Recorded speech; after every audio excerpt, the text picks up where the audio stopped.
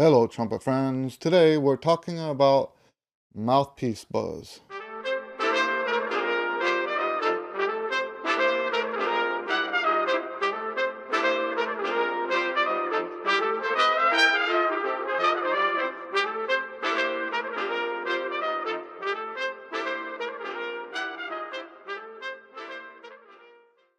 Mouthpiece buzz happens during two different parts of our day, at least for my system. And we'll talk more about my system later.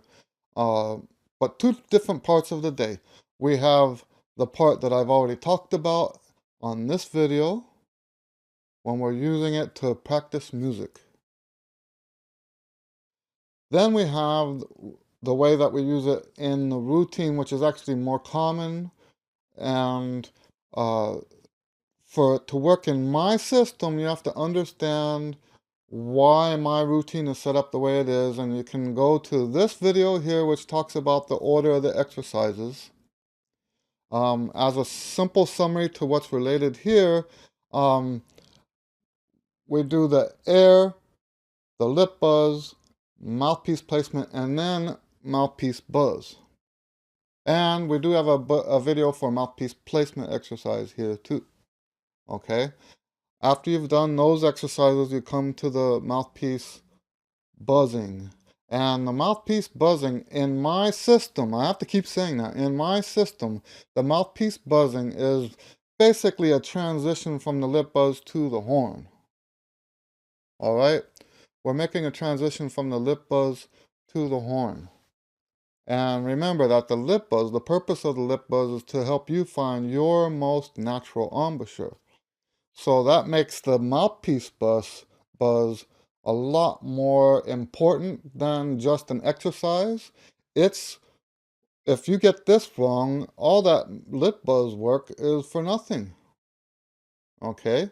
So what do I mean by get it wrong? First of all, we want to hold the mouthpiece like this so that it can change its angle. All right? If we hold it like this, we're not going to be as flexible with the position.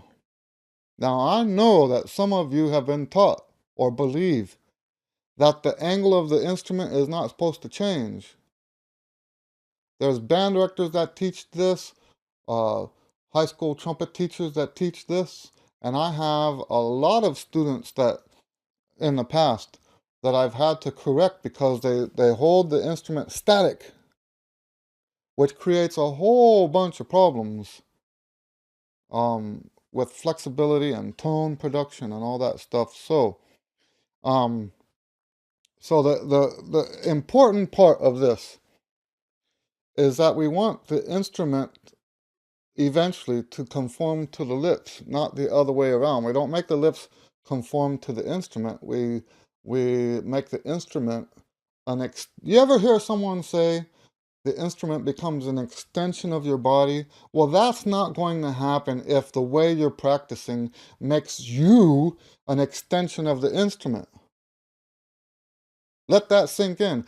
Do not be an extension of the instrument. Strive to make the instrument an extension of you. So that makes this a critical exercise, right? We need to get that most natural embouchure from the lip buzz, but then we need to be able to apply that to the horn, and this is one of the steps that gets us to that point. So, when we do the lip buzz, when we do the mouthpiece buzz, we want to find, now there's also mouthpiece placement issues, right? Where do you put the mouthpiece? We're not going to talk about that right now. But when we do the mouthpiece buzz, what we want to do is find a center note.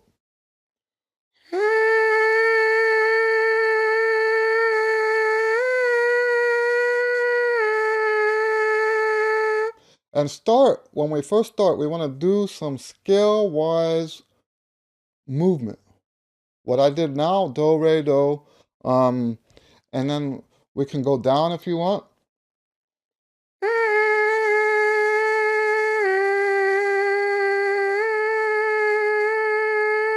So the first thing you want to do on the mouthpiece is expand that range So that maybe add one note at a time.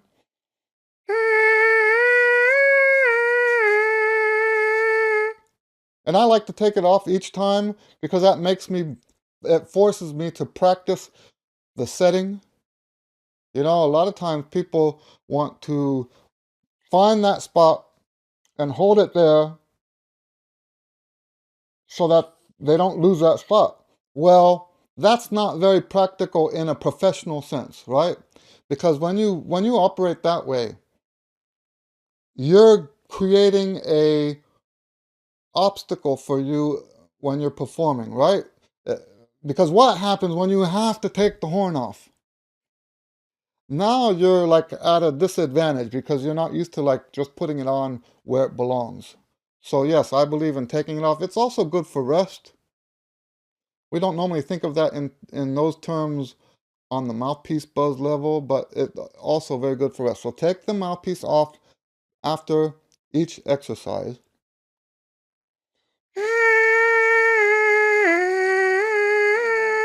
So already there's minor adjustments that are happening, and the mouthpiece can make those adjustments.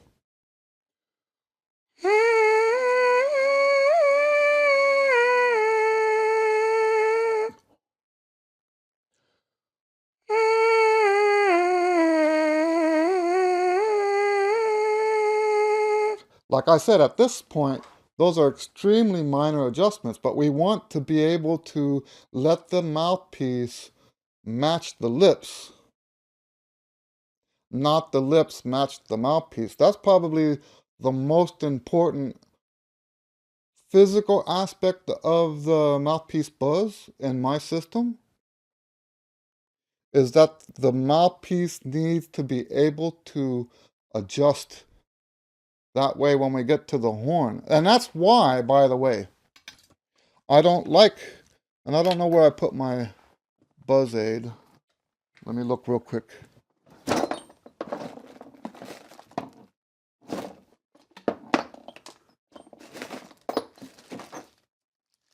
Oh, here it is. All right. That's why I don't use this for the routine. It's a wonderful device. Okay? It's a wonderful device.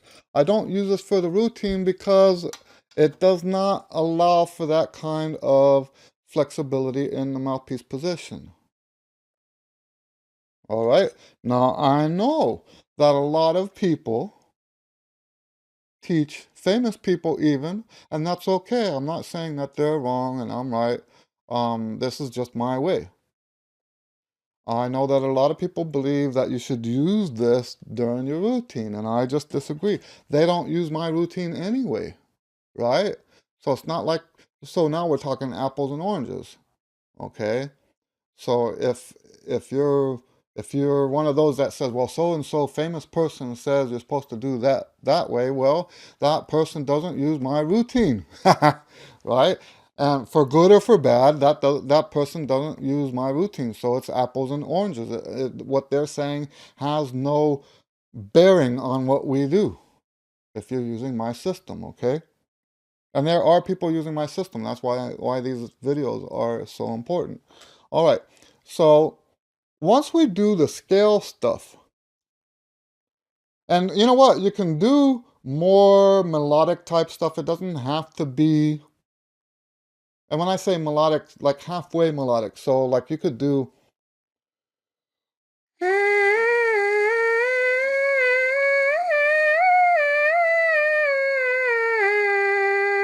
you can do something like that. That's fine. And that still falls under the category of that expanding the range with scale degrees. Okay, but after you do scale degrees, you want to start incorporating some intervals.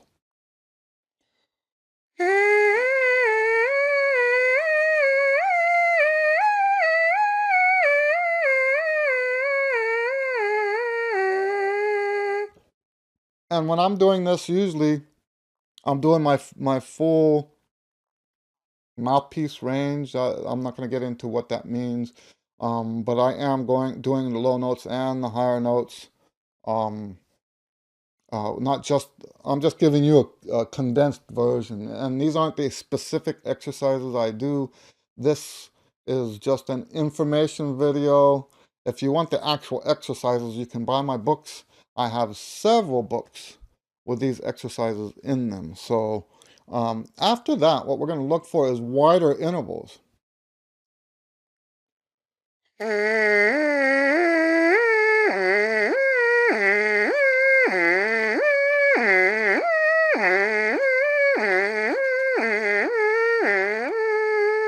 Something like that.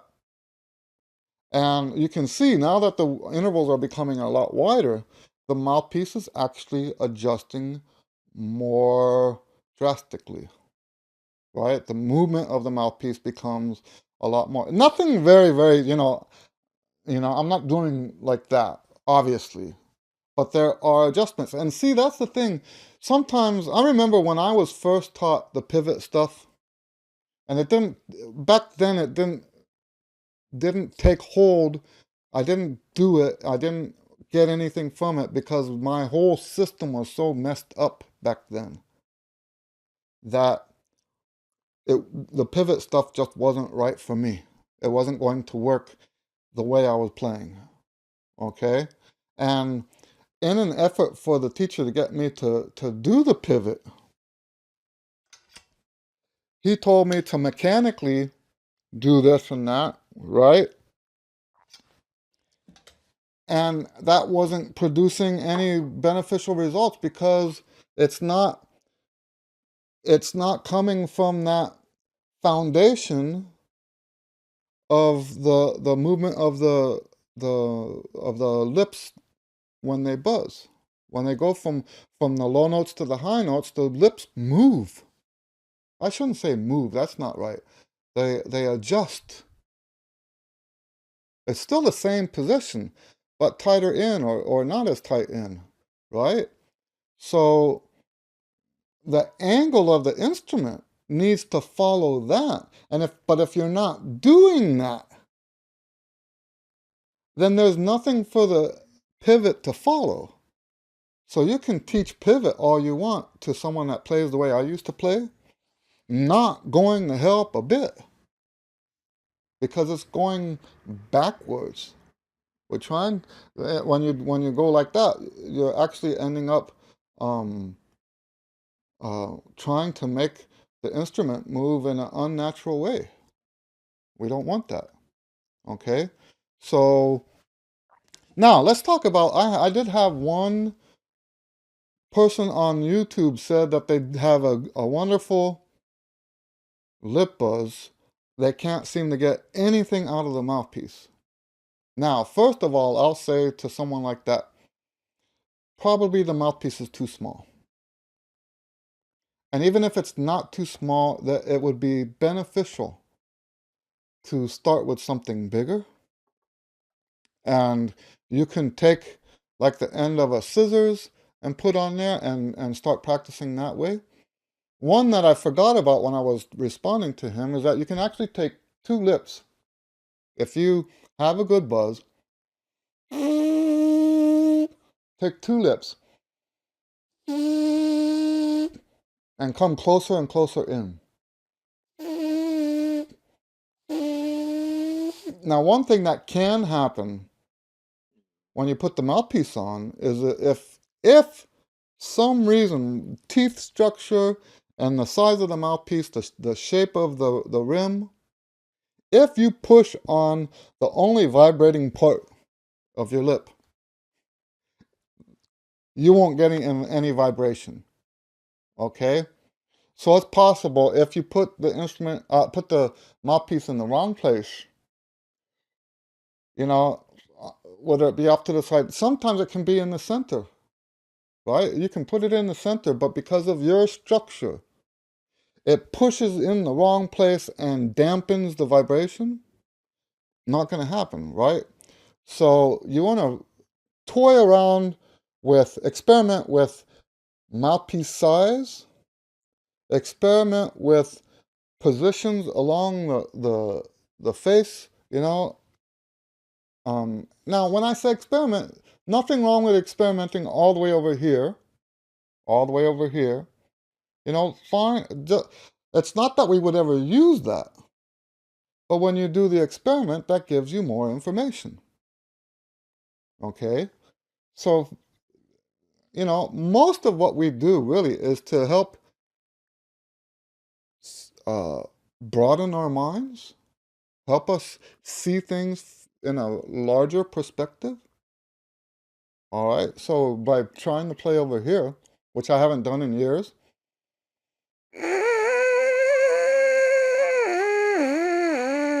right? That's a learning experience. The information you get from that experience helps you piece together the rest of the story for you to help make that work. But this thing where you use the fingers to come in, that will do a lot to help you find your sweet spot, so to speak. Okay? If you have any questions about mouthpiece buzzing, please feel free to ask below. I didn't use my notes for this. This is my third time trying to do this video. The first two times I had notes. When it was done, I wasn't happy with it. And this is the second redo. And I do that a lot with the videos. It's often that I don't, you know, publish the ones that I've done. So for every video that I've done, that I've published, there's probably 3 or 4 that I didn't publish. Anyway, I just saw my student drive up. We'll have another video about why I only talk about my system. Because I think that's important. Because there's some famous people out there, right? Giving you some extremely valuable information, and I acknowledge it as valuable information. But what I teach sometimes contradicts that, contradicts what they teach. So how can I regard them as extremely valuable and teach something different? Well, that's because I have my own system, and it's really apples and oranges. But we'll have a special video just for that, if I remember. All right? Well, thank you. God bless you. My student is walking up the way. Thank you very much. God bless you, and see you on the next video. Bye.